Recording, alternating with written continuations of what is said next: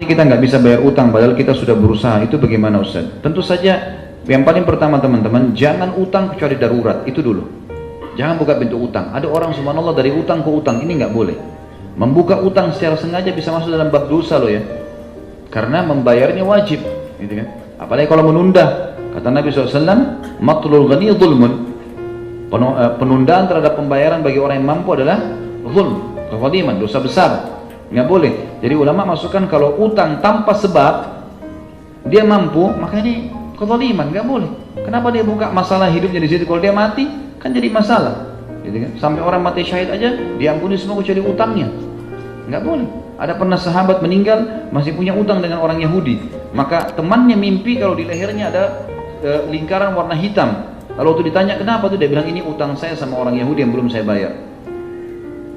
Jadi memang harusnya ya kita hati-hati, jangan utang kecuali darurat, memang penting. Dan memang jalankan sunnah Nabi SAW, siapa yang utang niat dari awal membayarnya, Allah akan mudahkan dia melunasinya. Dan siapa yang dari awal utang niat tidak mau bayar, Allah akan persulit dia untuk membayarnya. Ini yang pertama, gitu kan? Jadi jangan utang teman-teman sekalian kecuali memang penting. Yang kedua, kalau sudah terlanjur utang, jangan menghindar. Jangan lari dari pemilik piutang teman-teman sekalian. Tampilkan wajah kita, datang ke sana.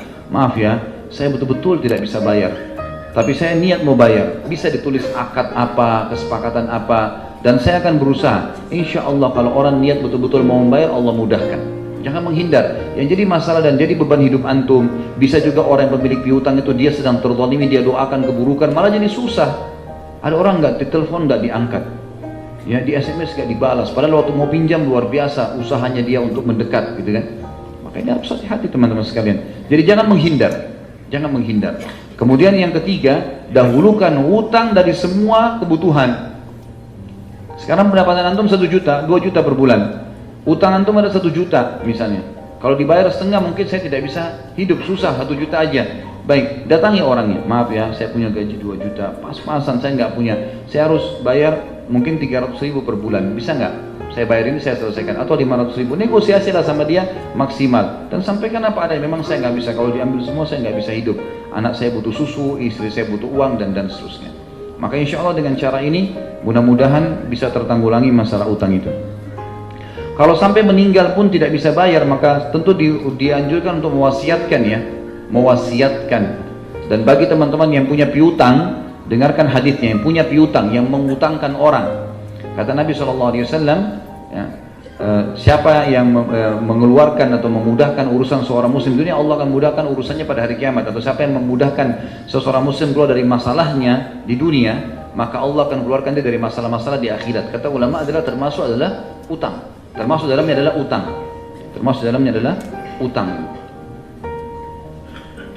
Kalau dia meninggal juga tidak, maka tulis wasiat ya teman-teman sekalian, tulis wasiat. Kata Nabi SAW dalam hadis, siapapun yang terlintas di benaknya 3 hari sesuatu yang dia khawatirkan membahayakan dia di akhirat, maka semestinya dia menulisnya. Tulis, saya punya utang sama si fulan, kalau saya meninggal tidak sempat bayar, tolong ada kerabat saya menyelesaikannya gitu loh. Saya mewasiatkan ini, mewasiatkan itu, kita wasiatkan.